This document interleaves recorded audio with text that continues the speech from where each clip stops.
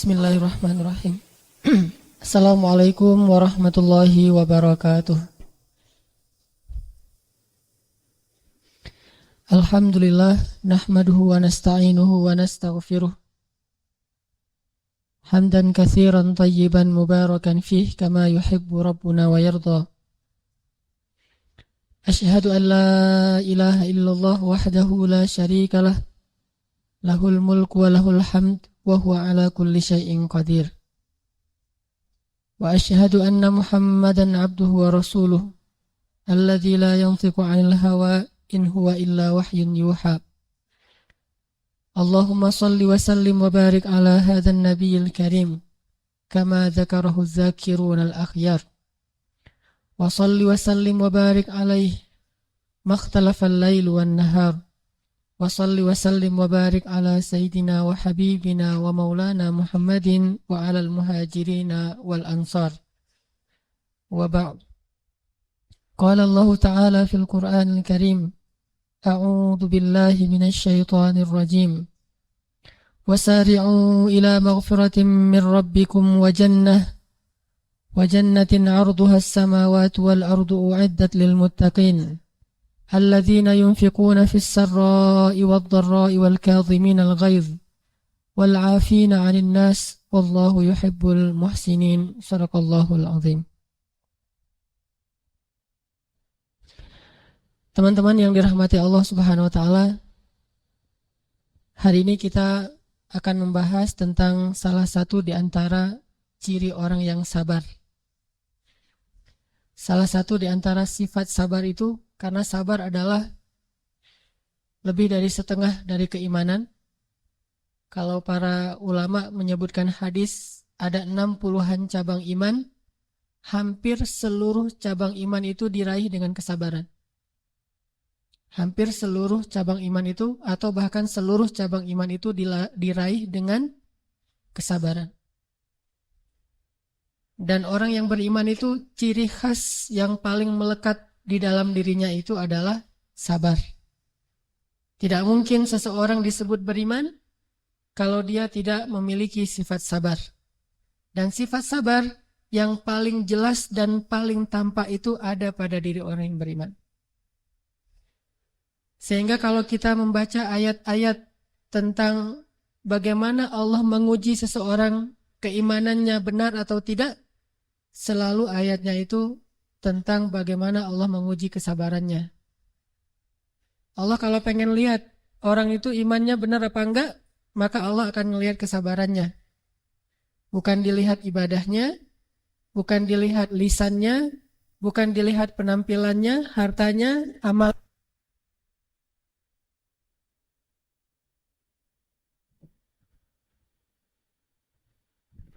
Cek. Allah tidak melihat kepada penampilannya, tidak melihat kepada amal-amal yang sifatnya nafilah atau yang sunnah yang dia lakukan. Tetapi Allah melihat kepada kesabarannya. Teman-teman bisa cek nanti yang paling jelas tuh ada di dalam surat Al-Ankabut, 1 lembar pertama. Itu jelas banget.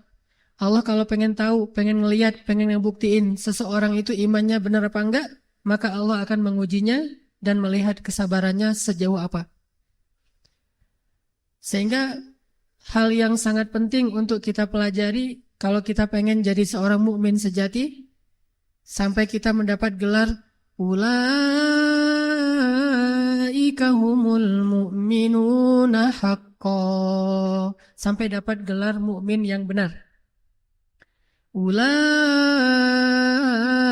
humus shadiqun,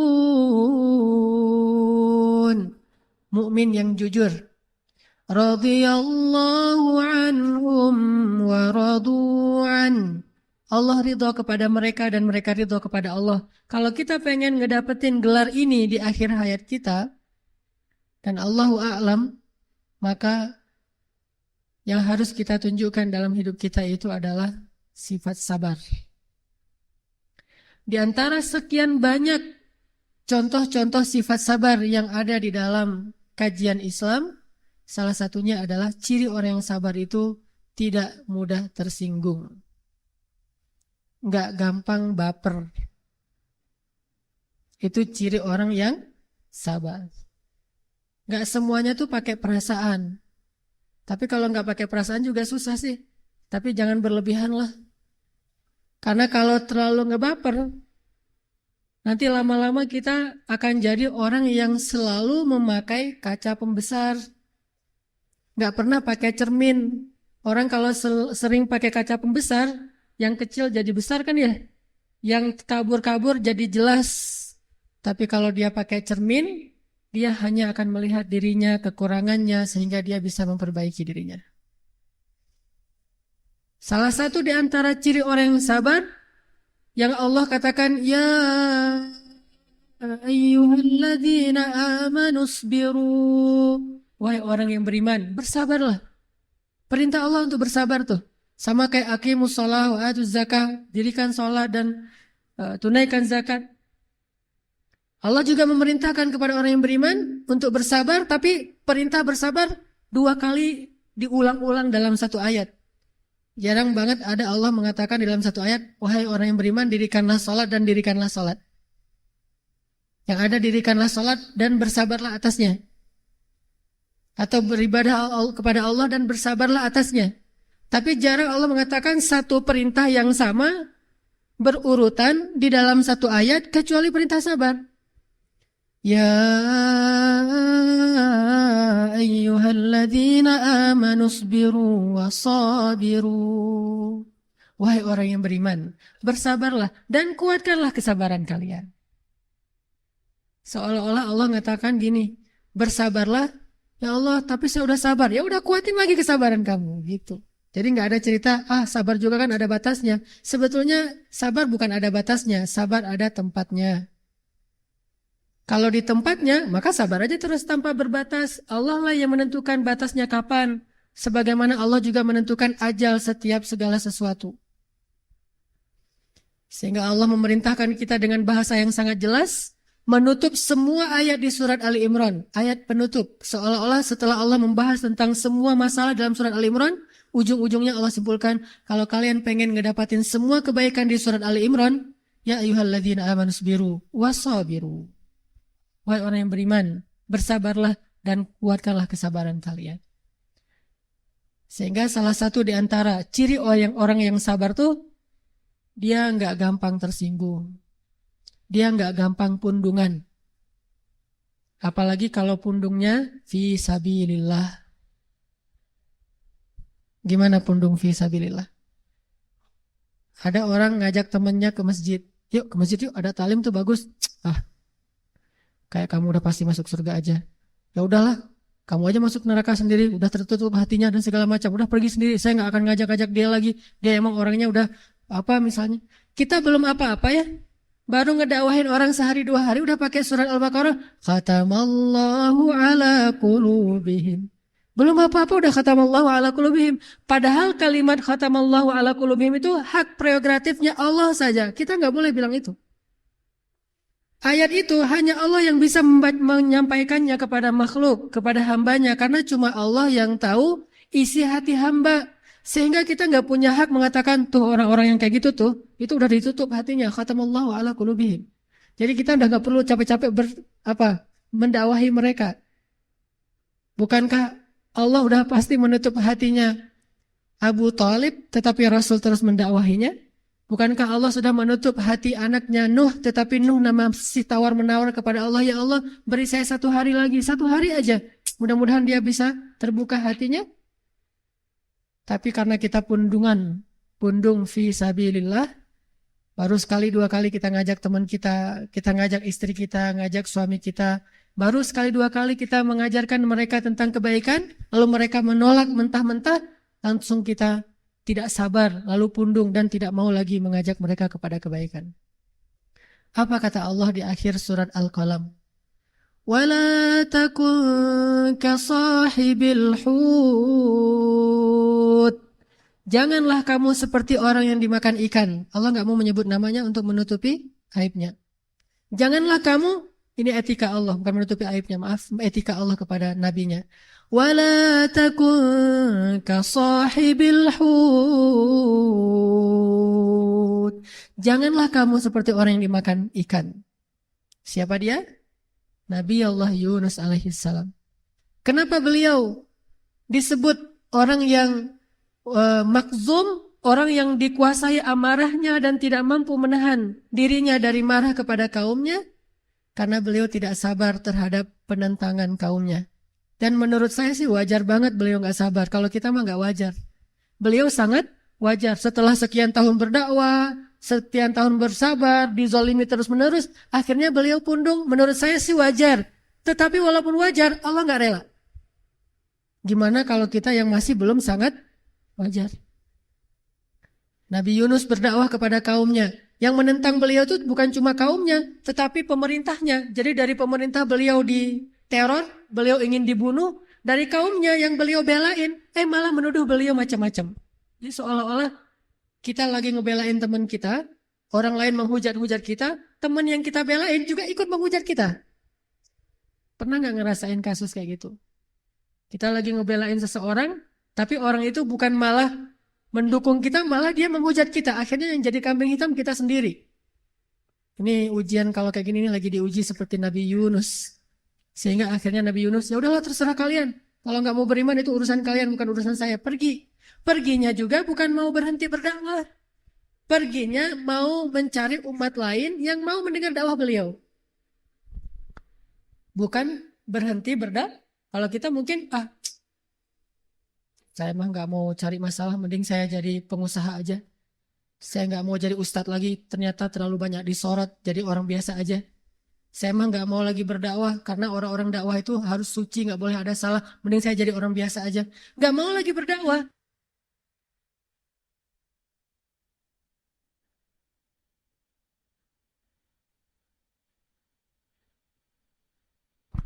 Sabar ya.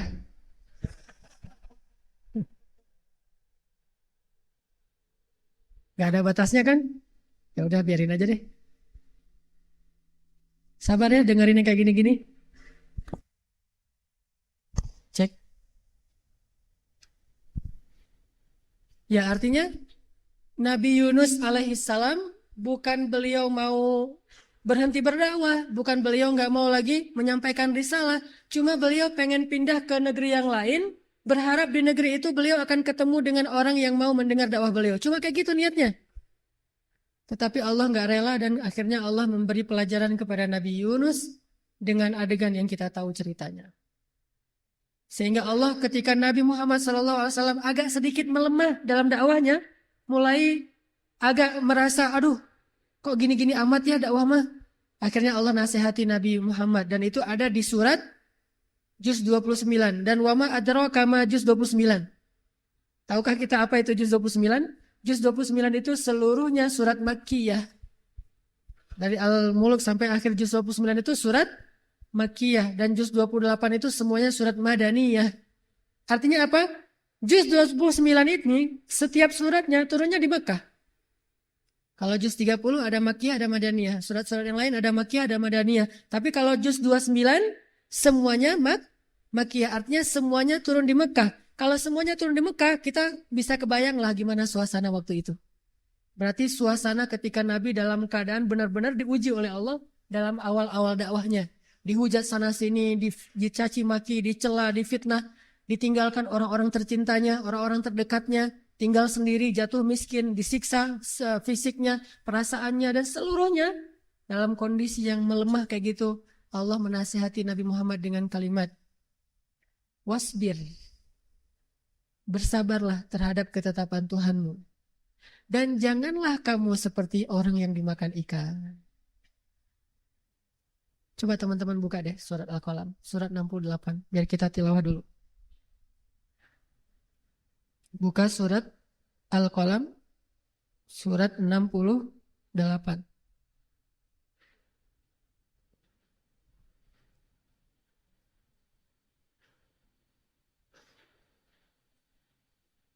Kita mulai dari ayat 44 sampai selesai. Surat Al-Qalam, surat 68, kita mulai dari ayat 44. A'udzu billahi minasy syaithanir rajim. Silakan.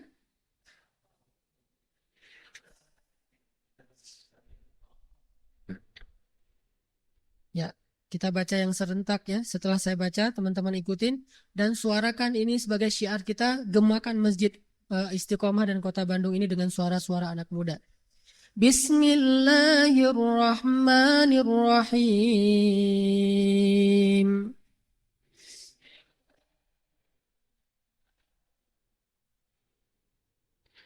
فذرني ومن يكذب بهذا الحديث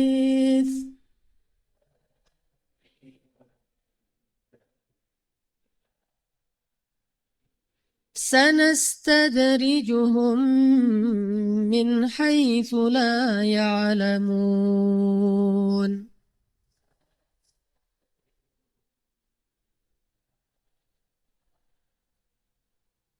وأملي لهم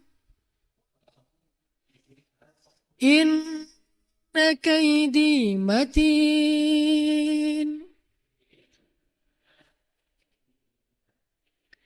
أم تسألهم أجرا فهم من مغرم مثقلون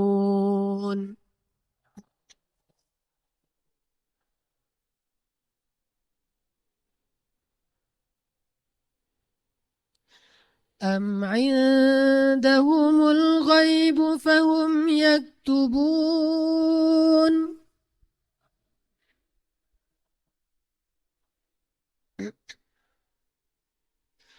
فاصبر لحكم ربك ولا تكن كصاحب الحوت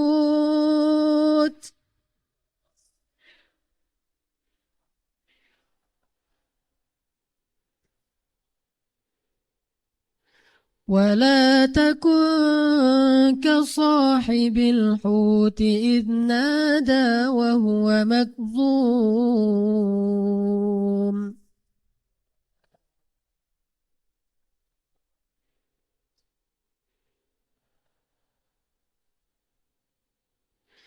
لولا أن تداركه نعمة من ربه لنبذ بالعراء وهو مذموم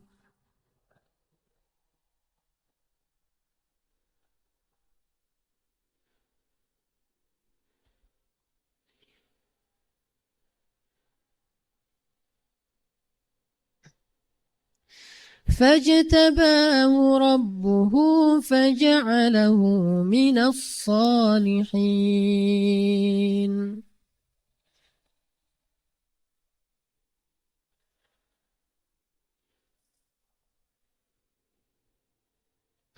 Maka serahkanlah wahai Muhammad kepadaku urusan orang-orang yang mendustakan perkataan ini atau Al-Quran. Nanti kami sendiri yang akan menarik mereka dengan berangsur-angsur ke arah kebinasaan dari arah-arah yang mereka tidak duga-duga. Dan aku memberi tangguh kepada mereka, sesungguhnya rencanaku amat tangguh. Apakah kamu meminta upah kepada mereka wahai Muhammad, lalu mereka merasa berat dengan hutang piutang itu? Ataukah ada pada mereka itu ilmu tentang gaib, lalu mereka menulis padanya yang mereka tetapkan? Maka bersabarlah kamu wahai Muhammad terhadap ketetapan Tuhanmu. Dan janganlah kamu seperti orang yang berada di dalam perut ikan ketika ia berdakwah, bukan berdoa ya. Nah, dari situ berdakwah. Ketika dia berdakwah sedang ia dalam keadaan marah kepada kaumnya.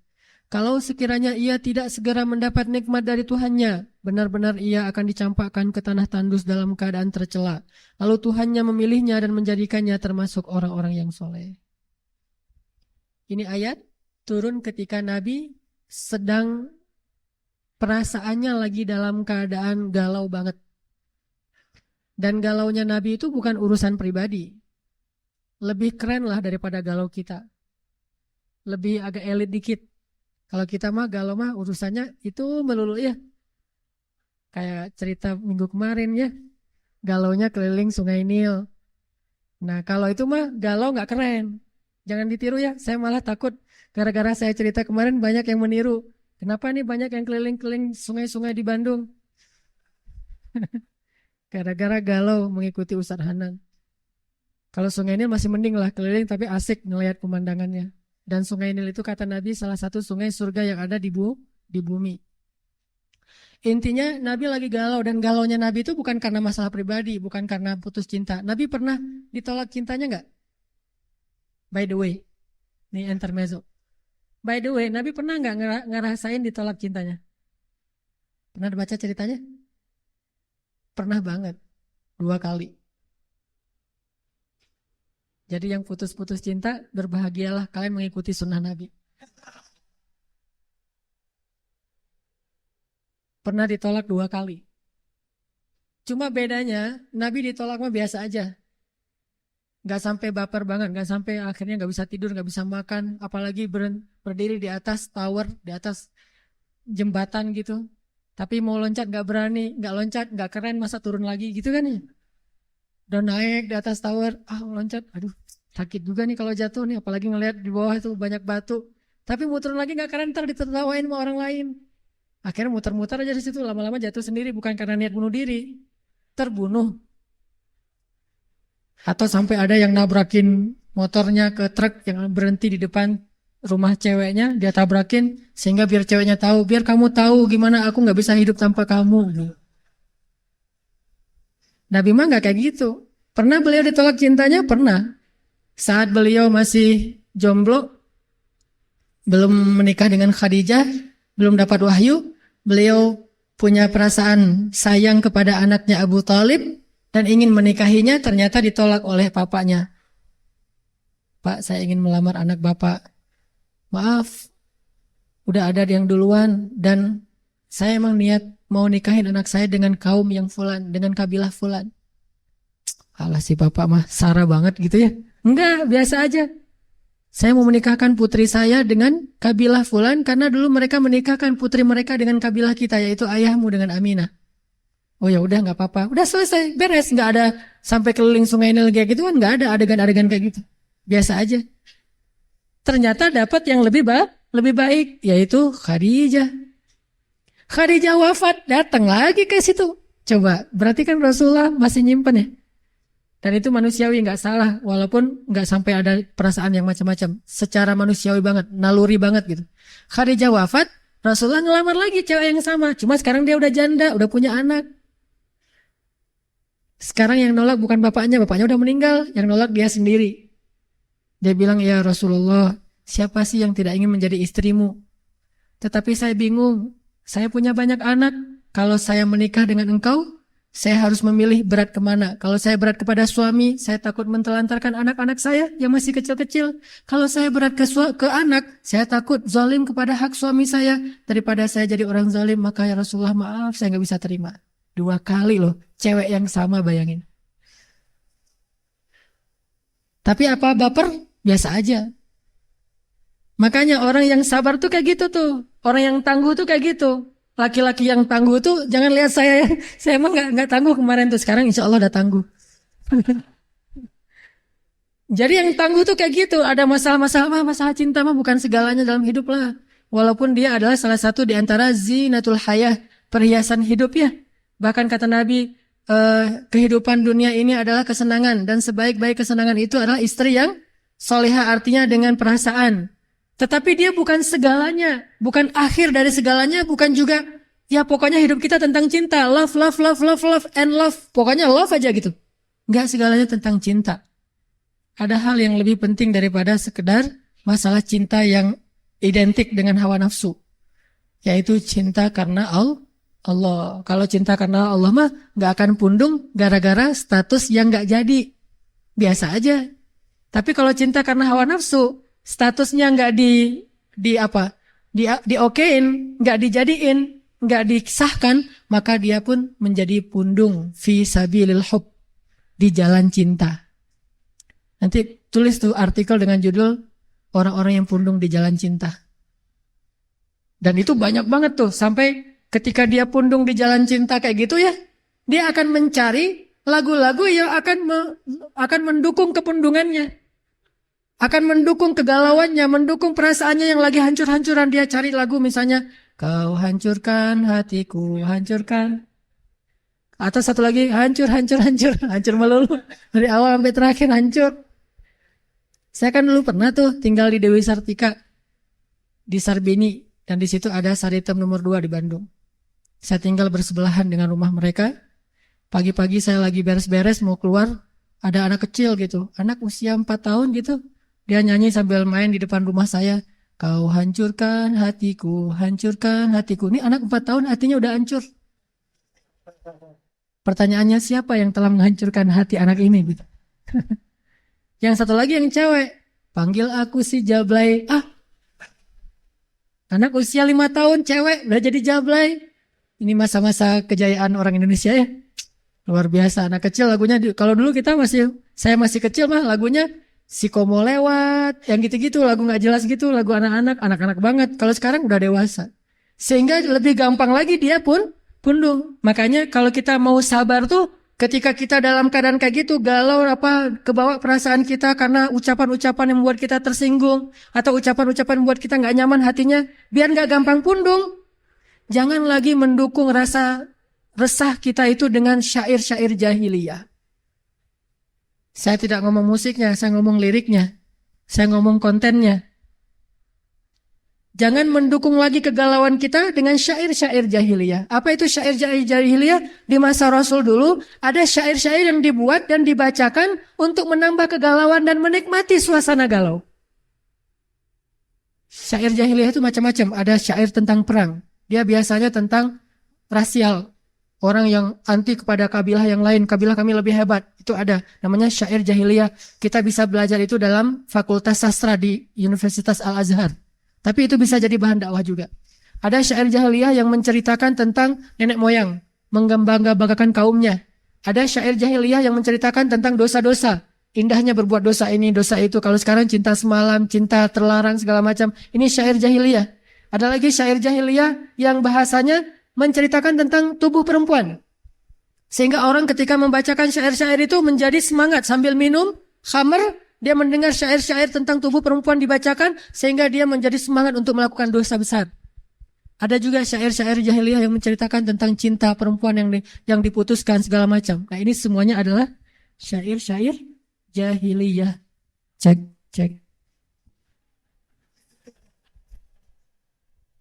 Ya, gitu ya, Bro. Jadi syair jahiliyah itu adalah syair-syair yang menceritakan hal-hal yang menambah kegalauan di dalam hati. Sehingga orang yang sering mendengar dan menikmati syair ini, hatinya itu menjadi lemah. Dan kita jarang mendengar ada cerita di antara sahabat bunuh diri, enggak pernah malah, bukan jarang, bunuh diri gara-gara cinta tuh enggak pernah. Atau jadi anjlok prestasinya, jadi enggak bisa ngafal Quran gara-gara diputusin cewek. Itu kayaknya enggak ada ceritanya di antara sahabatnya. Ada gitu, mana Abu Hurairah kok nggak masuk sekolah hari ini ngafal hadis? Ya Rasul, dia mah lagi galau sekarang. Kenapa? Soalnya nggak ada tuh Abu Hurairah cerita kayak gitu. Siapa dulu yang ditolak melulu sama cewek? Berinisial J, siapa? Julaibib. Datang tolak. Mungkin ratusan kali lah ditolak sama cewek. Tapi dia nggak pernah. Gara-gara itu kemudian menjadi malas ke masjid, malas beribadah. Saya mah pundung dari amal soleh gara-gara saya udah soleh tetap ditolak juga. Dulu saya nggak soleh ditolak, sekarang udah soleh tetap ditolak. Terus apa untungnya soleh saya? Ternyata soleh nggak membuat saya diterima oleh cewek-cewek. Memangnya soleh buat diterima? Atau mungkin bisa saja Allah menyediakan yang lebih baik. Intinya jangan mendukung kegalauan kita dengan syair-syair seperti ini. Pasti nggak enak banget loh. Kalau lagi galau dengerin lagu kayak gitu pasti nggak enak banget. Lagi galau, dengernya lagu-lagu. Enaknya lagu apa ya kalau lagi galau? Punk rock gitu. Biar sekalian gini. Kalau saya lagi galau, misalnya lagi galau banget, dengerin ceramah-ceramah dari ustadz-ustadz yang dari Yaman. Itu kayaknya pengobat galau banget tuh. Kalau lagi pengen semangat, dengerin ceramah dari ustadz-ustadz dari Mesir. Kalau lagi pengen solidaritas, dengerin ceramah-ceramah ustadz dari Syam. Kalau pengen belajar fikih, dengerin ceramah-ceramah ustadz dari Madinah dan Makkah. Tergantung menunya nih. Kalau lagi galau biasanya dari Yaman. Salah satu yang saya favorit banget tuh Habib Ali Al-Jufri. Itu bener-bener ngobatin galau banget. Menenangkan banget. Atau Aid Al-Qarni, La Tahzan. Atau Nabil Al-Iwadi atau Al-Awdi. Saya dengar ini Jadi cepet hilang, galaunya tuh cepet banget. Emang Ustaz bisa galau? Galau juga. Manusia kan? Cuma galaunya bukan lagi soal cinta. Alhamdulillah udah selesai masalah itu. Allah udah memberikan yang terbaik dan sudah selesai. Jadi udah tutup buku soal bab cinta. Sekarang bab yang lain. Bab yang lain, bab keluarga. Bisa aja galau. Lagi gak enak sama istri. Sebagaimana Ali dan Fatimah galau kan? Ali kalau lagi galau ngapain? Ali kalau lagi galau tuh tidur di masjid. Jadi kalau yang rajin tidur di masjid, insya Allah sedang galau. Insya Allah kita lanjutkan setelah salat isya. Ya, bismillahirrahmanirrahim. Teman-teman yang dirahmati Allah Subhanahu wa Ta'ala, biar kita bisa jadi orang yang lebih asik, easy going, gak terlalu baper dan gak pundungan. Apalagi ketika kita melakukan sesuatu karena Allah. Yang pertama, kalau udah kadung kebawa perasaan kita lagi galau, lagi kacau, lagi gak nyaman, maka janganlah mendukung kegalauan itu, ketidaknyamanan itu dengan syair-syair jahiliyah.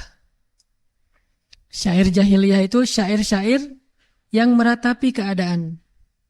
Ucapan-ucapan atau lirik-lirik yang membuat kita semakin merasa bisa menikmati ketidaknyamanan kita, menikmati kegalauan kita, menikmati rasa sakit hati kita.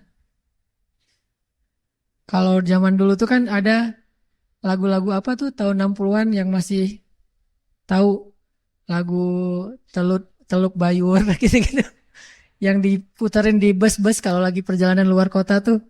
Itu kan makin membuat kegalauan. Atau masa-masa tahun 90-an tuh ada slow rock dari Malaysia yang galau abis gitu kan. Nah, atau kalau zaman tahun 80-an saya masih SD mah Isabella gitu kan ya. Isabella adalah, wah itu mah galau banget tuh kalau udah dengar lagu itu. Atau makin kesini tuh makin banyak galaunya tuh makin kurang bersyair emang. Syairnya udah nggak disebut syair lagi tapi udah lebih plan-plan, lebih jelas gitu. Kalau dulu kan masih dirangkai syair-syair lagunya. Kalau sekarang mah orang udah malas mikir. Jadi syair-syairnya tuh apa adanya aja, yang penting mengungkapkan bahwa dia sedang galau banget. Apalagi lagu-lagu sekarang tuh saya udah nggak terlalu banyak hafal. Kalau saya hafalnya udah banyak yang versi-versi Arabnya. Sejak saya di Mesir banyak dengar lagu-lagu Arab. Lagu Arab juga galau sih sebetulnya. Sama-sama galau gitu. Namanya jazz Arab gitu ya. Jadi sama aja. Kalau kita sering dengar lagu kayak gini dalam keadaan galau, itu makin galau. Bahkan dengerin lagu kayak gini gak galau aja bikin galau sebetulnya. Kita lagi biasa-biasa aja sih, gak ada masalah gitu. Tapi pas dengar lagu itu, kok hari ini saya jadi gak enak gini ya. Karena kebawa gitu. Liriknya, bukan musiknya. Kalau musiknya, instrumen segala macam atau lagu-lagu yang sifatnya membangun, yang sekedar hiburan, maka itu gak masalah.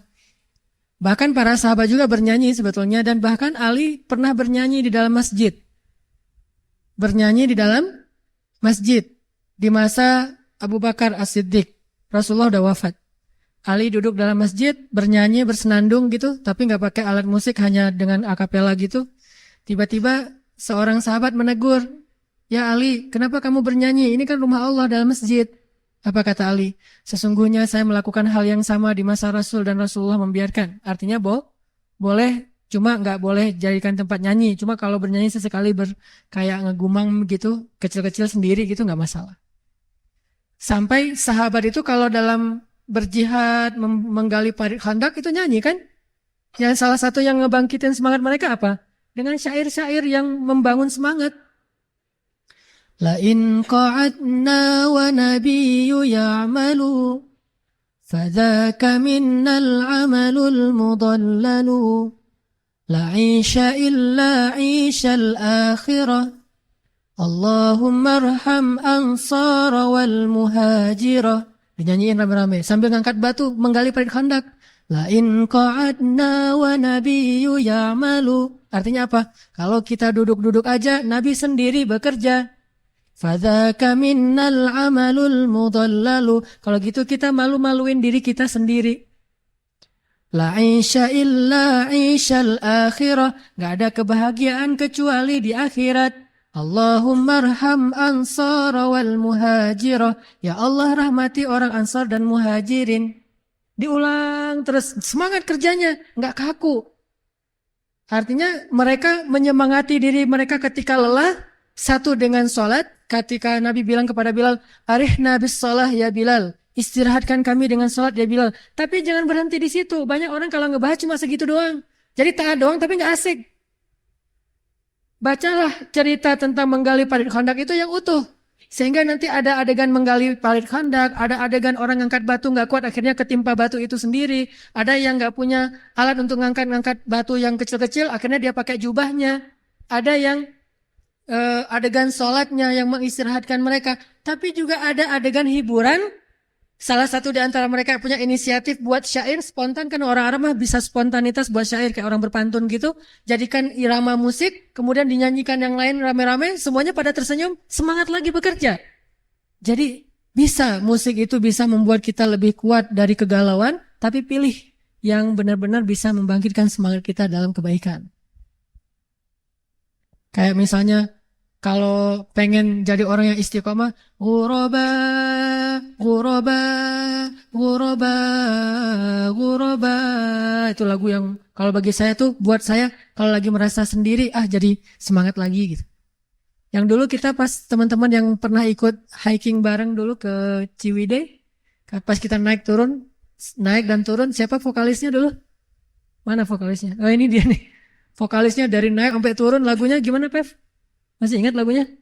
Lagu apa?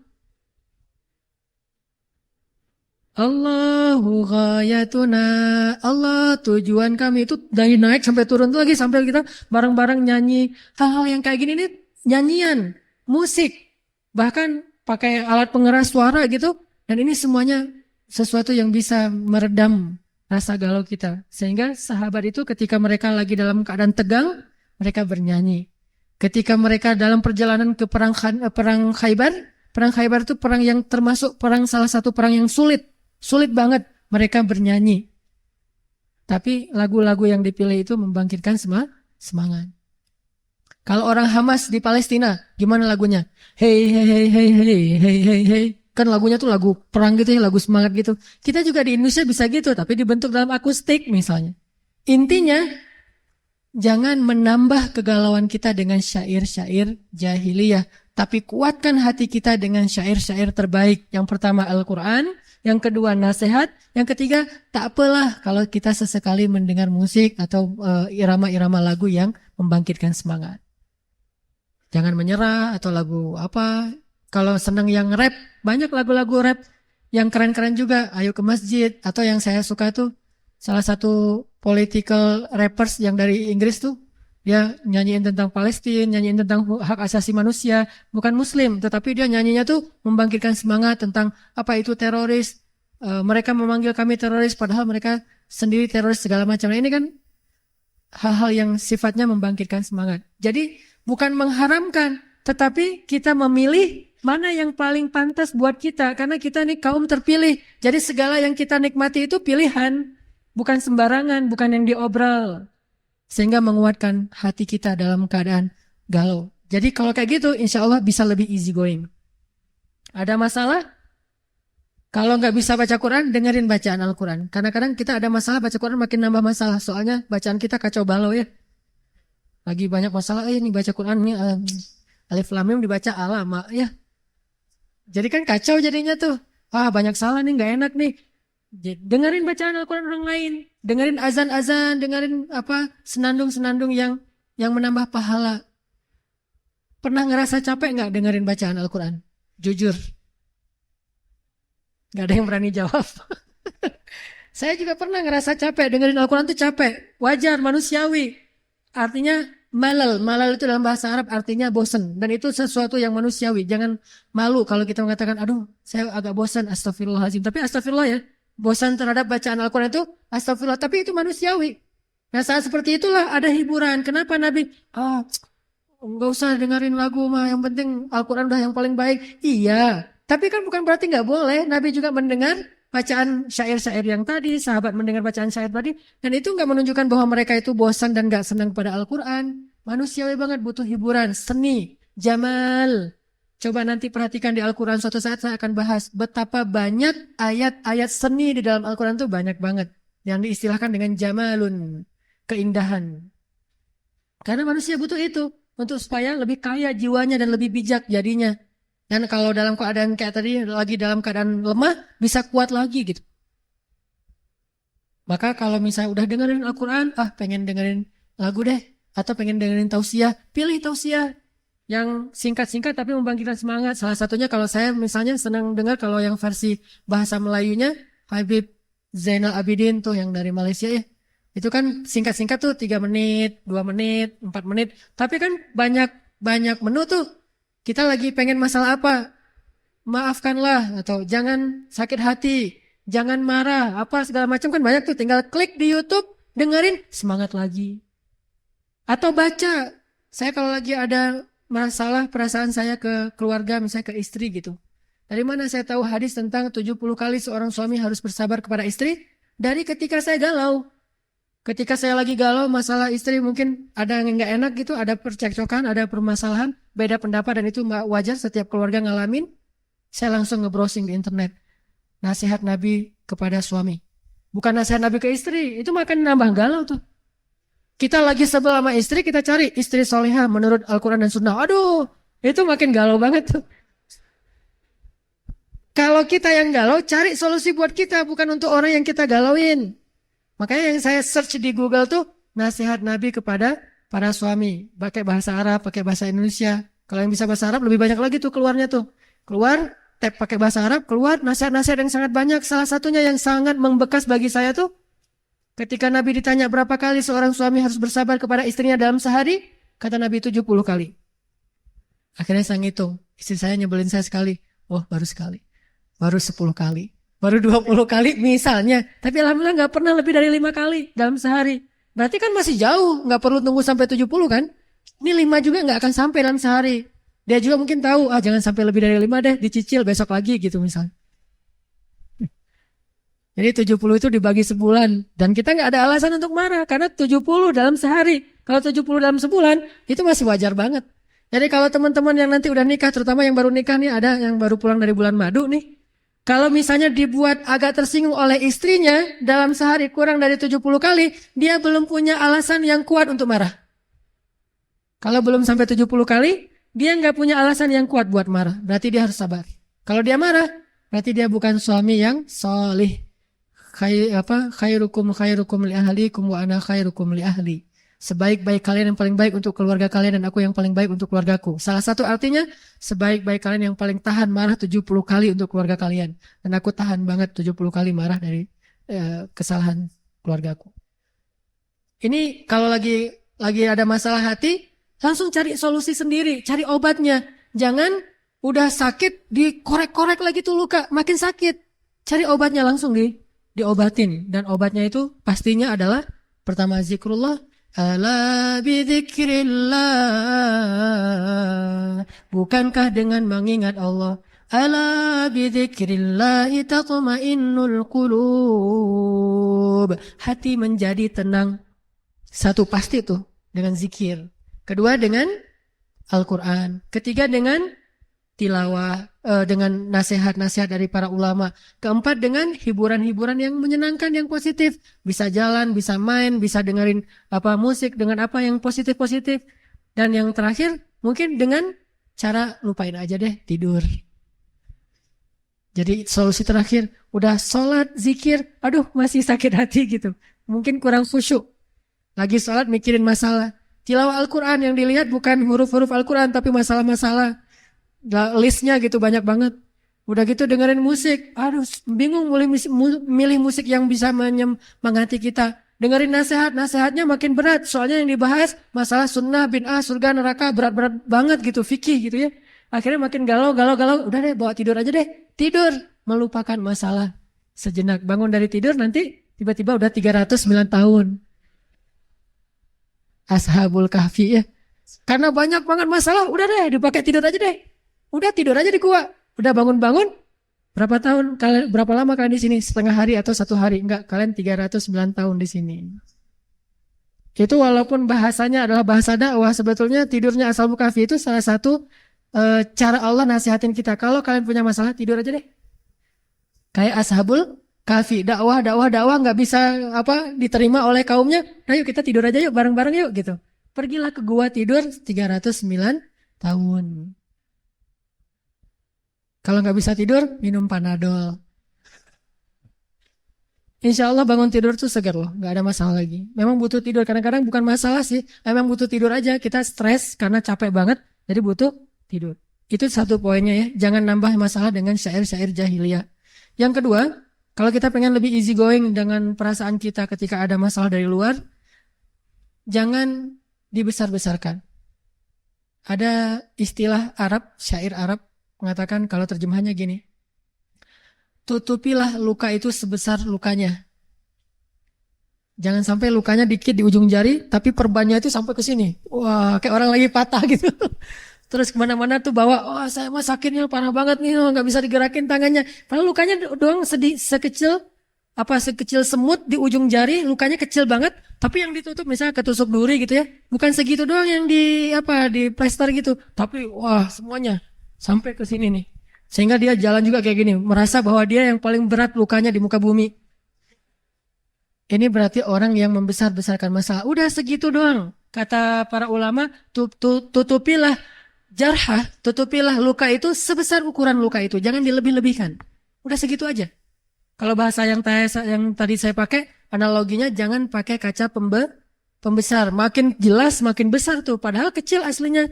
Kayak setitik debu kalau dipakein kaca pembesar, jadi batu kan? Yang dari jauh tuh nggak terlalu kelihatan, jadi jelas banget. Itu kalau pakai kaca pembesar. Makanya biar lebih easy going, lihatlah masalah seukuran masalah. Kalau satu kata cukup satu kata, jangan dirapel dengan semuanya yang selama ini kita dengerin. Tuh kan benar, memang selama ini dia disebutin semuanya, diakumulasi. Berarti kita memperbesar masalah. Setiap ada masalah, udah segitu aja. Jangan ditambah dengan yang kemarin. Yang kemarin lagi, yang setahun yang lalu, 2 tahun yang lalu, yang seumur hidup diakumulasi jadi satu, triggernya kecil tapi meledaknya tuh luar biasa. Kenapa? Karena kita tidak proporsional dalam menyikapi masalah. Ada teman kita yang salah ngomong, udah yang itu doang tuh. Sehingga lebih mudah untuk memaafkannya, lebih mudah untuk melupakannya ketimbang dia salah ngomong sekali, kita ingat beberapa kali yang lalu. Dia juga pernah dulu, yang lain-lain, semuanya dirapel, akan susah sekali kalau kayak gitu. Maka lihatlah masalah seukuran masalah. Jangan dilebih-lebihkan. Jangan hiperbola. Jangan lebay. Mungkin poin kedua itu artinya jangan lebay. Ini poin kedua. Dan yang terakhir, yang ketiga, biar kita lebih easy going dari ucapan orang, dari sikap orang lain. Cobalah belajar, ajari telinga kita untuk ikhlas. Ajari telinga kita untuk ikhlas. Apa maksud telinga kita untuk ikhlas? Maksudnya telinga kita ini belajar mendengar sesuatu itu karena Allah, bukan karena kita, bukan karena orang lain. Kalau karena kita hanya mau mendengar sesuatu yang menyenangkan hati kita. Kalau karena orang lain, kita mendengar orang-orang yang menurut kita respect. Menurut kita orangnya keren. Kalau misalnya orangnya kita sebel, kita nggak mau dengar. Tapi dengarlah karena Allah. Kalau karena Allah, asalkan itu kebaikan dan kebenaran, kita terima dari siapapun, dari musuh sekalipun. Apa kata Nabi? Terimalah kebaikan walaupun keluarnya dari mulut seorang budak Habasyah. Artinya, bukan karena siapa yang ngomong, bukan seperti apa ucapannya, tetapi intinya adalah kebaikan, dengarkan saja. Dan itu bukan mengkritik kita, itu justru sesuatu yang baik buat kita. Nahnu ahaqqu bihadza. Kaum muslimin lebih berhak menerima kebaikan ini daripada orang lain. Sehingga terima kebaikan itu dari siapapun. Gak boleh sombong. Jangan sampai kita mengingkari kebenaran dan kebaikan, hanya gara-gara kebenaran dan kebaikan itu keluar dari orang yang menurut kita lebih rendah daripada kita. Jangan sampai kita menolak suatu kebaikan hanya gara-gara kebaikan itu ditampakkan oleh orang yang menurut kita nggak baik. Menurut kita nggak baik, padahal belum tentu menurut Allah kayak gitu. Jangan sampai seorang istri menolak nasihat dari suaminya yang menurut istrinya, suaminya belum menjadi seorang suami yang soleh. Jangan sampai seorang suami menolak kebaikan dari istrinya karena hanya berpikir istrinya belum taat kepada suaminya. Terimalah kebaikan dari siapapun, bahkan dari mulut seorang budak Habasyah atau dari musuh sekalipun. Budak Habasyah itu agamanya bukan agama Islam. Bukan agama Islam, budak pula dan bukan orang Arab. Jadi secara status sosial di masyarakat Arab itu jauh beda dengan orang Arab, Quraisy, Ahlul Bait. Tetapi tetap diterima yang namanya kebaikan dari siapapun juga. Kita belajar dari semua orang, kita menerima kritik dari semua orang, Nggak ada cerita saya seorang guru maka saya nggak boleh dikritik oleh muridnya. Bahkan seorang nabi pun dikritik oleh para sahabat dan beliau nggak marah. Siapa sahabat yang pernah mengkritik nabi? Habis-habisan kritiknya. Umar. Umar masuk Islamnya belakangan lagi tuh. Kalau Abu Bakar masih mending. Kalau Khadijah masih mending. Ini Umar. Yang masuk Islamnya tuh setelah Nabi berdoa lama. Baru masuk Islam. Yang di masa jahiliyahnya pernah minum khamar. Dosanya macam-macam. Ngeritik Nabi. Ya Rasulullah. Keras suaranya di depan Nabi. Sampai Allah sendiri yang menurunkan ayat. Ya ayyuhalladzina amanu. La tarfa'u aswatakum fawqa sawtin Nabi. Janganlah kalian mengangkat suara kalian di hadapan Rasul melebihi suara Rasul. Tapi Rasul nggak marah. Allah yang mengajari mereka etika, tetapi Rasul nggak jadi baper gara-gara itu. Kenapa? Karena kalau itu emang niatnya baik, Umar berpendapat bukan karena marah ke Rasul. Umar berpendapat walaupun dia nggak setuju dengan Rasul, itu pasti karena Allah. Umar setuju dan nggak setuju, itu karena Allah. Kenapa? Karena Umar itu zahir dan batinnya sama. Zahir dan batinnya sama. Kalau dia zahir nggak setuju karena Allah, batinnya juga gitu. Nggak ada munafik dalam, nggak ada dzi wajhain. Tidak ada bermuka dua di dalam diri Umar bin Khattab. Dia orangnya terus terang gitu. Sehingga Rasulullah paham banget karakter Umar. Umar mah karena dia nggak setuju, pasti nggak setujunya karena Allah, bukan karena dia nggak enak sama saya, karena dia ada masalah sama saya, enggak. Pernah Umar dengan Abu Bakar tuh kayak gitu. Abu Bakar ngangkat ngusulin sesuatu, Umar bilang, menurut saya nggak kayak gitu ya Rasul. Baper Abu Bakar, tersinggung, nggak easy going. Akhirnya Abu Bakar bilang, Umar, kamu kayaknya senang banget beda sama saya, kata Abu Bakar. Kata Umar, enggak, saya emang kayak gini pendapat saya. Tapi kamu selalu membantah saya, nggak pernah sama pendapat kita. Ramai itu di depan Rasulullah. Akhirnya turun lagi ayat, Ya ayyuhalladzina amanu la tarfa'u aswatakum. Jangan lagi kalian bersuara keras di depan Nabi. Bertaubat lagi. Pernah ngalamin kayak gitu juga sahabat. Insaniyatus sahabah. Sisi-sisi manusiawinya para sahabat. Tapi ketika mereka udah paham, Umar pernah dikritik lebih keras dari ini, tapi nggak sampai membawa perasaan.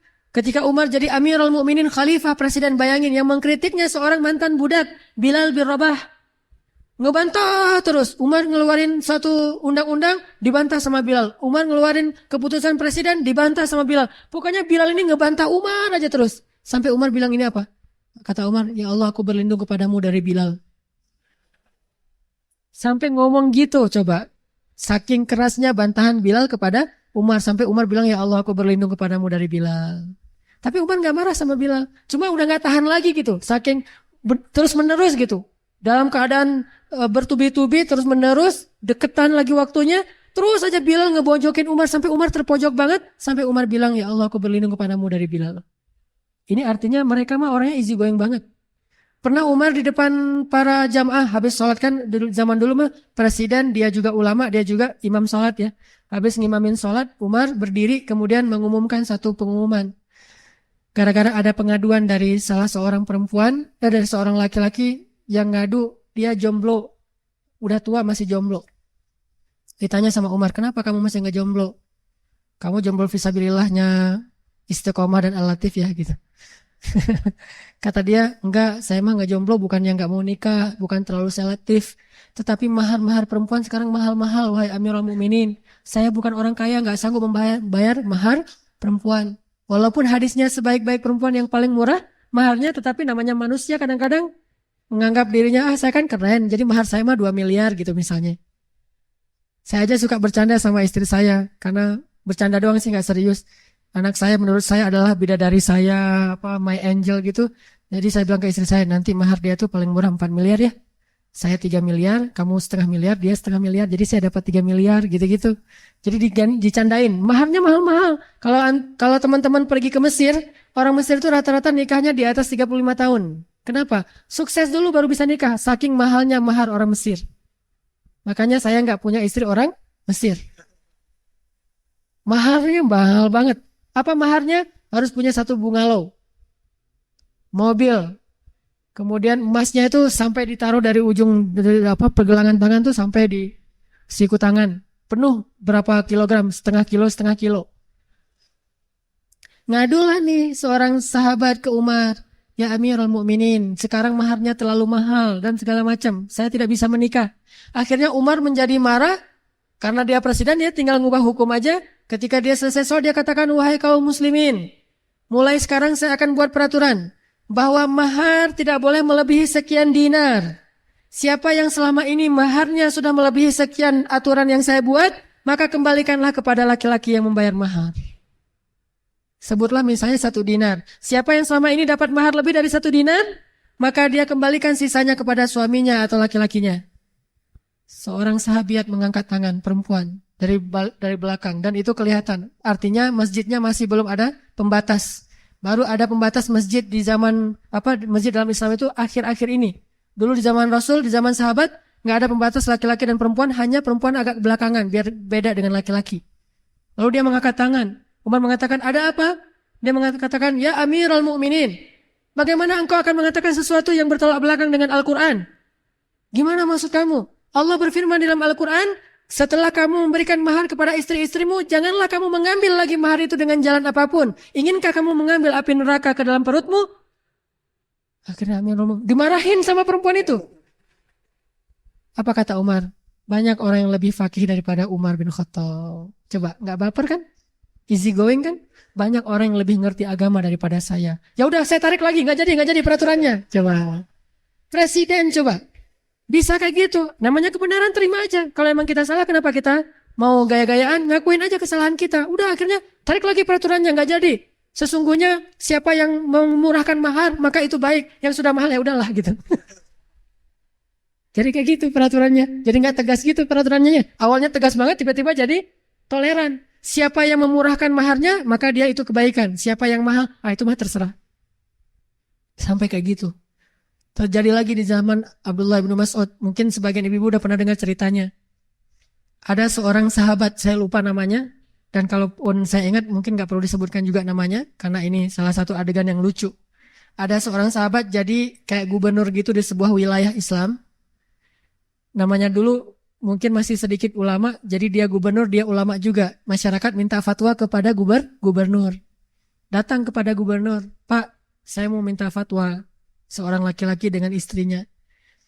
Fatwa apa? Gini Pak, saya itu minum susu istri saya, kata dia. Terus gimana nih status saya sebagai suami? Apakah jadi terputus sehingga saya jadi anak susu dari istri saya? Coba gitu pertanyaannya. Ini pertanyaan fikih ya, ini bukan vulgar. Emang kayak gitu ceritanya. Saya minum susu istri saya. Sehingga apakah dengan demikian saya sudah menjadi anak susuan? Kalau jadi anak susuan kan berarti saya udah gak jadi suami dia lagi, jadi anak susuan. Beda statusnya gitu. Sahabat ini bingung. Akhirnya dia, oh iya, kalau gitu kamu udah jadi anak susuan dia, berarti kalian sudah cerai nih, udah gak bisa lagi. Kalian jadi ibu dan anak. Oh gitu ya? Ya gitu. Kayak seorang ustadz ditanya gak tahu dalilnya, asal jawab aja gitu. Udah ya gitu. Akhirnya karena udah dibilang kayak gitu, dia pulang dengan sedih suami istri. Ya kita mah jadi anak sama ibu ya gitu. Masih mending saya kan adik kakak, ini mah anak ibu. Statusnya lebih pahit lagi tuh, itu udah sakit banget tuh statusnya. Sakitnya tuh di mana-mana gitu.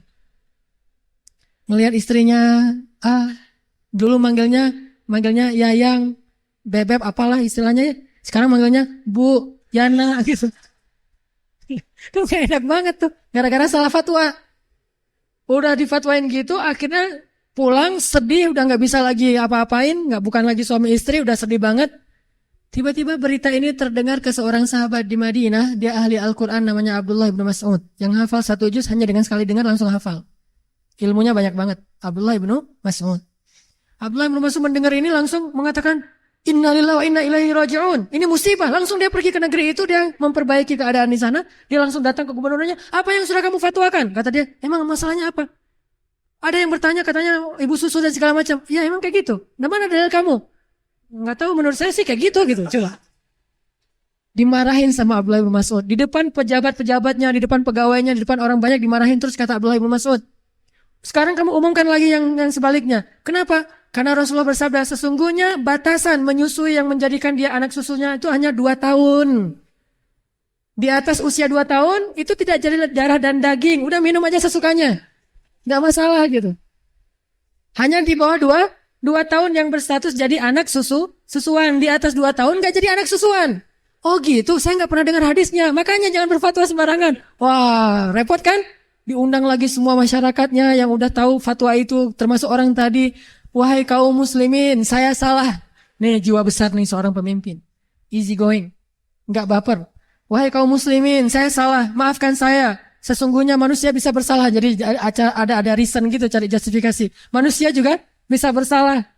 Dan mulai sekarang jangan pernah lagi kalian menanyakan fatwa kepada saya. Tanyalah kepada orang ini, Abdullah ibnu Mas'ud. Tidak halal saya mengeluarkan fatwa selama orang ini masih hidup. Akhirnya orang yang tadi pegangan tangan lagi. Ya, kita jadi suami istri lagi. Jangan terlalu ngebawa perasaan. Udah kalau emang itu benar, terima aja. Akuin saja bahwa kita salah. Apa ruginya kita mengakui salah? Bukankah Allah memaafkan kesalahan? Yang rugi kalau kita nggak mengakui kesalahan, kita nggak akan pernah mengubah kesalahan kita menjadi kebaikan. Maka solusi yang diajarkan oleh para ulama tadi adalah terimalah kebaikan walaupun dari orang yang kita benci sekalipun. Mudah-mudahan kita bisa ngamalin ilmu yang sedikit ini dalam kehidupan kita sehari-hari dan menjadi orang yang lebih taat dan lebih asik dalam kehidupan bersama dengan orang-orang yang kita cintai. Yuk kita tutup dengan sama-sama berdoa. Bismillahirrahmanirrahim. Alhamdulillahirabbil alamin. Hamdan katsiran tayyiban mubarakan fih. Allahumma salli wa sallim wa barik ala sayyidina Muhammadin wa ala alihi wa sahbihi ajma'in. Ya arhamar rahimin. Ampunkanlah dosa-dosa kami ya Allah. Ampunkanlah kesalahan-kesalahan kami ya Allah. Maafkanlah kekeliruan dan kesilapan kami ya Allah. Kami akui bahwa kami banyak salah dan dosa ya Allah. Gak mungkin kami menutup keburukan-keburukan dan dosa kami di hadapan-Mu ya Allah. Meskipun kami mengingkarinya, Engkau Maha tahu dan bahkan Engkau lebih teliti daripada hitung-hitungan kami ya Allah. Engkau Maha mengingat semua kesalahan kami sejak kami balik sampai hari ini. Berapa kali kami sudah meninggalkan sholat ya Allah. Berapa kali kami mengabaikan azan subuh. Berapa kali kami melakukan maksiat. Berapa kali kami meneguk minuman-minuman yang Engkau haramkan. Berapa kali kami menyentuh kulit-kulit yang telah Engkau haramkan dengan syariat-Mu. Berapa kali kami membantah orang tua. Berapa kali kami mencela orang lain. Berapa kali kami mengambil hak orang lain. Engkau Maha tahu banyak sekali salah-salah kami ya Allah. Banyak sekali dosa-dosa kami ya Allah. Lebih banyak yang tidak kami sadari dosa-dosa kami daripada yang kami sadari ya Allah. Kami akui semua itu dan maafkanlah kami ya Allah.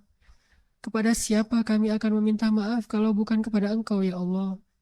Siapa lagi yang bisa mengampuni dosa-dosa kami kalau bukan Engkau ya Allah? Kami sadari bahwa dosa-dosa itulah yang menyulitkan hidup kami ya Allah. Kami sekarang tahu bahwa dosa-dosa di masa lalu kami itu membuat kami tidak tenang ya Allah. Dosa-dosa itulah yang menghalangi kami dari rezeki dan kebaikan ya Allah. Dosa-dosa itulah yang mengeraskan hati kami ya Allah. Dosa-dosa itulah yang telah menjadikan hidup kami hancur sampai seperti ini ya Allah. Kami sadari dosalah penyebab segala keburukan dalam hidup kami, bukan dari-Mu ya Allah. Keburukan tidak datang dari-Mu, keburukan datang dari diri kami sendiri ya Allah. Sehingga jika Engkau tidak memaafkan dan mengampuni dosa-dosa itu, pasti keburukan tidak akan pernah hilang dari kehidupan kami ya Allah. Pasti akan lebih banyak lagi malapetaka yang akan menimpa kami karena dosa-dosa itu ya Allah. Kami sangat mengharapkan ampunan-Mu ya Allah. Karena kami lemah dan kami gak akan sanggup menghadapi akibat dari dosa-dosa kami. Kami tidak akan kuat menghadapi dampak dari dosa-dosa kami di masa yang akan datang ya Allah. Kami gak akan sanggup menghadapi keadaan ketika anak-anak kami membantah nasihat kami karena dulu kami membantah nasihat orang tua kami ya Allah. Kami tidak akan sanggup mengetahui jika anak-anak kami pernah melakukan dosa yang pernah kami lakukan dulu ya Allah. Kami tidak akan sanggup jika tahu anak perempuan kami berbuat dosa yang kami pernah lakukan di masa lalu ya Allah. Kami tidak sanggup melihat anak-anak kami yang laki-laki melakukan dosa yang pernah kami lakukan dahulu ya Allah. Kami tidak kuat untuk menerima dampak dari dosa-dosa kami sendiri ya Allah. Kami tidak sanggup ya Allah. Maka maafkanlah kami ya Allah. Untuk menebus dosa itu dengan amal soleh pun kami belum sempurna ya Allah. Masih kurang banget amal-amal kami ya Allah. Please ya Allah, maafkanlah kesalahan kami ya Allah. Jika Engkau tidak mengampuni dosa kami, pasti kami akan rugi dunia dan akhirat. Dan jika Engkau menutup pintu taubat dan ampunan-Mu, ke pintu mana lagi kami harus memohon taubat dan ampunan selain pintu rahmat-Mu, ya Allah. Ya Arhamar Rahimin, ampunkanlah dosa-dosa kami, ya Allah. Ampunkanlah kesalahan-kesalahan kami, ya Allah. Hapuslah catatan amal buruk kami, ya Allah. Janganlah Engkau menghisap kami dan menyulitkan hisap kami dengan buruknya amal kami itu, ya Allah. Janganlah Engkau menghalangi kami dari husnul khatimah karena lisan kami sering berbohong, ya Allah. Karena lisan kami sering berdusta, ya Allah. Karena lisan kami selalu mengucapkan kalimat-kalimat yang buruk, ya Allah. Janganlah Engkau jadikan kami orang yang bangkrut di akhirat, ya Allah. Karena kezaliman kami kepada saudara kami, ya Allah. Ampunkanlah dosa-dosa kami, ya Arhamar Rahimin. Engkau melihat bagaimana kami bersungguh-sungguh setiap pekan datang ke rumah-rumah-Mu ini, duduk dalam majelis-majelis ilmu-Mu, karena kami ingin memperbaiki diri kami sendiri, ya Allah. Meski kami tidak tahu apakah kami akan seperti ini sampai akhir hayat kami, ya Allah. Engkau yang maha tahu masa depan. Tetapi kami berharap kebaikan dari-Mu, walau dengan sedikit amal yang baru kami lakukan, ya Allah. Ya Arhamar Rahimin, Ya Tawwab, Ya Tawwab, Tub alaina, terima taubat kami, ya Allah. Jadikanlah kami orang-orang yang taubatan nasuha. Janganlah Engkau kembalikan kami kepada dosa-dosa itu ketika kami menjadi lemah, ketika kami tidak kuat menghadapi ujian-ujian keimanan dari-Mu, sehingga kami kembali ke belakang sebagaimana orang-orang yang munafik kembali ke belakang. Ya Allah, sabbit qulubana, tetapkan hati kami dalam ketaatan, ya Allah. Tetaplah hati kami dalam amal saleh seberat apapun ujian yang Engkau timpakan kepada kami, ya Allah. Jangan Engkau jadikan kami orang-orang yang menyerah dan pundung dari kebaikan-kebaikan karena kami tidak mendapatkan penghargaan dari manusia, ya Allah. Jadikanlah kebaikan yang kami lakukan hanya kami niatkan mencari ridha-Mu, ya Allah. Jangan biarkan kami menjadi lemah dalam beramal soleh hanya gara-gara mengharapkan balasan dari manusia, ya Allah. Kuatkanlah iman dan hati kami dalam ketaatan. Tetapkanlah keistiqomahan kami, ya Allah, dalam keadaan senang dan dalam keadaan susah, dalam keadaan kaya dan dalam keadaan miskin, dalam keadaan lemah dan dalam keadaan kuat. Ya Allah, tetapkanlah hati kami. Ya Arhamar Rahimin, kami tahu Engkau tidak akan menerima iman seseorang sebelum Engkau menguji dan melihat kesabarannya.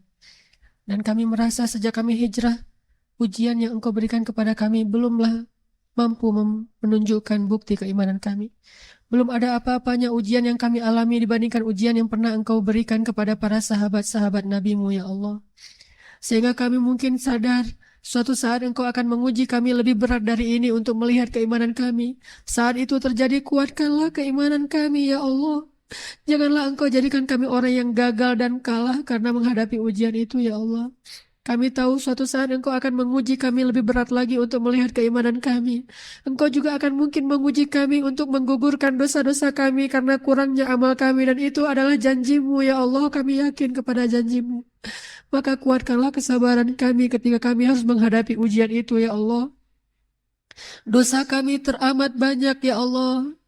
Amal-amal kami sangat sedikit, ya Allah. Sehingga satu-satunya cara untuk menggugurkan dosa-dosa itu adalah dengan ujian-ujian dari-Mu, ya Allah. Kuatkanlah kami menghadapi ujian-ujian itu, ya Allah. Kami memohon perlindungan kepadamu dari ujian yang tidak sanggup kami pikul, ya Allah. Engkau maha tahu batas kemampuan kami, ya Allah. Engkau telah menguji orang-orang yang jauh lebih soleh dan lebih tulus imannya kepadamu di antara para sahabat. Engkau telah menguji para anbiya yang jelas-jelas sudah beriman kepadamu dan tidak punya dosa. Siapa kami yang tidak akan Engkau uji padahal dosa kami menumpuk di masa yang lalu, ya Allah. Pasti Engkau akan menguji kami suatu saat nanti meskipun kami tidak siap saat ini, ya Allah. Maka kuatkanlah hati kami jika kami harus menghadapi ujian itu, ya Allah. Jika di antara kami hari ini ada yang sedang Engkau uji keimanannya, ujian fisiknya, ujian hartanya, dan ujian perasaannya, kuatkanlah kami, ya Allah, menghadapi dan melewati ujian ini. Bukankah Engkau berjanji, ala inna nasrullahi qarib? Bukankah pertolongan Allah itu sudah dekat? Ya Allah, dekatkan pertolongan-Mu kepada kami, ya Allah. Jangan biarkan kami berputus asa di tengah perjalanan ujian ini, ya Allah. Ya Allah, kuatkanlah hati orang tua kami dalam mendidik anak-anaknya. Kuatkanlah hati kami dalam mendidik anak-anak kami. Kuatkanlah hati suami-suami kami dalam memimpin istri. Kuatkanlah hati istri-istri kami dalam mentaati suaminya. Ya Arhamar Rahimin, Jika kami lapar, jadikanlah lapar kami sebagai penggugur dosa kami di masa lalu. Ya Arhamar Rahimin, jika kami sedih, jadikanlah kesedihan kami penggugur dosa kami di masa yang lalu. Ya Arhamar Rahimin, jika kami sakit, jadilah sakit kami sebagai penggugur dosa kami di masa yang lalu. Ya Arhamar Rahimin, jika kami merasa khawatir, jadilah kekhawatiran kami sebagai penggugur dosa kami di masa yang lalu. Ya Arhamar Rahimin, jadikan setiap musibah dan ujian dalam hidup kami penggugur dosa kami di masa yang lalu. Dan kuatkanlah kesabaran kami, ya Allah. Ya Arhamar Rahimin, kepada siapa kami harus mengadu dan curhat kecuali kepada Engkau yang Maha Tahu keadaan hamba-Nya. Kami ini lemah, kami ini fakir, kami ini tidak ada apa-apanya di hadapan-Mu, ya Arhamar Rahimin. Semua kami punya masalah sendiri-sendiri. Seandainya semua masalah ini kami adukan kepadamu, sedikit pun tidak akan menyulitkanmu, ya Allah. Yas'aluhu man fis samawati wal ard kulla yawmin huwa fi sya'n. Setiap hari Engkau sibuk mengurus hamba-hambamu. La ta'khudhuhu sinatu wa la nawm. Uruslah kami, ya Allah. Peliharalah kami dan bimbinglah kami, ya Arhamar Rahimin. Ya Arhamar Rahimin. Sempurnakanlah iman kami. Sempurnakanlah iman kami dengan ilmu. Janganlah Engkau jadikan kami menjadi orang-orang yang bingung dalam menentukan yang baik dan yang buruk. Ajarkanlah kami apa yang kami tidak mengerti, ya Allah. Ya Arhamar Rahimin, ajarkanlah kami rasa syukur. Ajarkanlah kami cara bersyukur terhadap nikmat-Mu, ya Allah. Seperti Engkau mengajarkan rasa syukur kepada Luqmanul Hakim, padahal dia seorang budak, ya Allah. Ajarkan kami untuk selalu mengingat-ingat kebaikan-kebaikan orang lain kepada kami, bukan kejahatan mereka, ya Allah. Fabi'ayyi ala'i rabbikuma tukadziban. Fabi'ayyi ala'i rabbikuma tukadziban. Ajarkan kami cara bersyukur, ya Allah. Mensyukuri nikmat iman, mensyukuri nikmat Islam, mensyukuri nikmat hidayah, mensyukuri nikmat Al-Quran, mensyukuri nikmat ukhuwah, mensyukuri nikmat keluarga, mensyukuri nikmat pasangan, mensyukuri nikmat anak-anak yang soleh, mensyukuri nikmat rezeki, mensyukuri nikmat ilmu, mensyukuri nikmat kesehatan, mensyukuri nikmat dijadikan sebagai seorang muslim, mensyukuri menjadi seorang manusia, mensyukuri menjadi hamba-Mu, ya Allah. Ajarkan kami cara bersyukur. Jangan Engkau biarkan hati kami ini dipenuhi dengan rasa dengki kepada orang lain, dipenuhi dengan rasa kufur kepada diri-Mu, ya Allah. Ajarkan kami rasa bersyukur. Hanya dengan cara bersyukur yang baik kami akan merasakan kebahagiaan hidup, ya Allah. Ajarkan kami rasa bersyukur sehingga kami bisa menghargai setiap kebaikan orang-orang yang mencintai kami. Kadang mereka begitu tulus mencintai kami, tetapi kami memungkirinya karena kami tidak menyadari bagaimana cara mereka mengekspresikan kecintaan mereka, ya Allah. Kami mengingkari kebaikan orang lain karena kami tidak faham kebaikan yang mereka berikan. Ajarkan kami cara menghargai kebaikan orang lain, ya Allah. Terutama kebaikan ibu kami, ya Allah.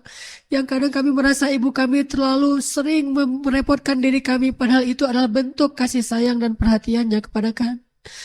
Ayah kami yang terlalu sering kami rasakan menasihati atau mungkin memarahi kami, padahal marahnya karena dia sayang kepada kami, ya Allah. Suami kami yang terlalu banyak menasihati kami seolah-olah dia tidak rela jika kami merasakan kebahagiaan, padahal justru karena dia sayang dan ingin menggiring kami ke surga-Mu, ya Allah. Ajarkan kami cara menghargai kebaikan dari orang lain, ya Allah. Ya Arhamar Rahimin, berilah pertolongan-Mu kepada kaum muslimin di seluruh dunia, kepada kaum muslimin di Suriah, kepada kaum muslimin di Palestina, kepada kaum muslimin di Yaman, kepada kaum muslimin di Rohingya. Ya Arhamar Rahimin, hanya doa-doa yang naik ke hadapan-Mu inilah yang bisa kami lakukan untuk menolong dan memberi perhatian kepada saudara kami di seluruh dunia, ya Allah. Kami bermunajat kepadamu untuk pertolongan saudara-saudara kami yang sedang dikepung oleh orang-orang yang memusuhi agamamu di Palestina, ya Allah. Ya Allah, rahmatilah para syuhada kami, anak-anak kami yang mati dalam keadaan dizolimi, putri-putri kami yang tertindas, perempuan-perempuan kami yang dilecehkan, orang tua kami yang disakiti. Ya Allah, saudara-saudara kami yang terusir dari rumahnya, tolonglah mereka, ya Allah. Dan jadikanlah kami orang yang jauh lebih bisa bersyukur, karena keadaan kami jauh lebih baik daripada keadaan mereka, ya Allah. Jadikanlah kami salah satu di antara penolong-penolong agamamu ya Allah. Ya Allah, bantulah dakwah kaum muslimin di Indonesia ya Allah. Bantulah dakwah kaum muslimin di Indonesia ya Allah. Berikanlah hidayah-hidayahmu kepada pemuda-pemuda Indonesia ya Allah. Berikanlah hidayah-hidayahmu kepada pemuda Bandung ya Allah. Berikanlah hidayahmu kepada perempuan-perempuan pemuda dan pemudi Indonesia ya Allah. Jadikanlah kami para pemuda ini sebagai awal dari kebangkitan Islam di Indonesia ya Allah. Jadikanlah kami agen-agen dakwah penerus perjuangan Rasul-Mu ya Allah. Jangan Engkau biarkan kami sibuk dengan urusan pribadi kami dan mentelantarkan hak-hak agama kami ya Allah. Jadikanlah kami para kesatria-kesatria Islam. Jadikanlah kami para pejuang-pejuang Islam. Sebagaimana Engkau menghijrahkan Umar dari musuh menjadi pembela-pembela Islam ya Allah. Lahirkanlah dari tulang sulbi kami para mujahidin ya Allah. Orang-orang yang akan meneruskan perjuangan Khalid ibn Walid ya Allah. Salahuddin al-Ayyubi. Lahirkanlah dari rahim-rahim istri kami seorang pemimpin-pemimpin yang adil ya Allah. Sebagaimana lahir dari ibunya Musa. Sebagaimana lahir dari rahim-rahim para sahabiat. Seorang laki-laki yang bernama Umar bin Khattab yang adil. Lahir dari rahim seorang perempuan, seorang laki-laki yang bernama Ali bin Abi Thalib. Nuruddin Zinki, ya Allah, perbanyaklah orang-orang soleh seperti itu di Indonesia ya Allah. Seorang ulama yang soleh, seorang pemimpin yang soleh, seorang yang kaya yang soleh, seorang yang miskin yang soleh, seorang anak muda yang soleh, seorang perempuan yang soleha. Perbanyaklah orang soleh di antara kami ya Allah. Kami rindu keadaan di negeri kami seperti Madinah di masa Rasulullah SAW. Kami rindu melihat masjid-masjid kami dipenuhi oleh anak-anak muda ya Allah. Kami rindu ingin melihat perempuan-perempuan kami menutup auratnya dengan rasa malu ya Allah. Kami rindu melihat seorang ayah mendidik anaknya datang ke masjid ya Allah. Kami rindu suasana Madinah di masa Rasul, Madinah di masa Umar bin Abdul Aziz, atau keadaan kaum muslimin di masa Nuruddin Zinki. Ya Arhamar Rahimin, terimalah doa-doa kami ya Allah. Meskipun masih kurang sekali amal-amal kami. Rabbana atina fid dunya hasanah wa fil akhirati hasanah wa qina adzab.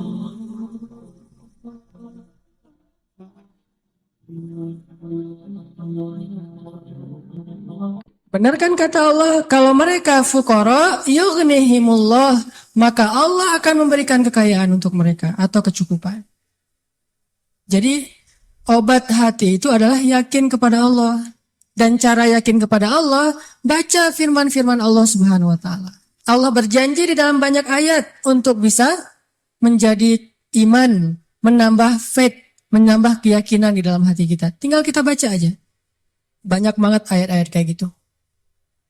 Jadi begitu kita galau tentang gimana nanti nih, apa yang harus saya kasih, gimana menafkahi, baca nih ayat. Gitu juga kalau misalnya kita cari kerjaan atau cari nafkah. Allah Subhanahu wa Ta'ala juga memberikan kita banyak sekali ayat-ayat yang menjadi janji dari Allah bahwa siapa yang yakin kepada Allah, pasti Allah Subhanahu wa Ta'ala akan menjaganya. Itu banyak banget ayat kayak gitu. Salah satunya teman-teman bisa baca minimal banget teman-teman bisa baca di surat Hud ayat 6. Coba baca surat Hud, surat 11 ayat 6. Ini juga ayat untuk ngecas iman kita. Apa kata Allah di ayat 6 surat Hud? Bismillahirrahmanirrahim. Wa ma min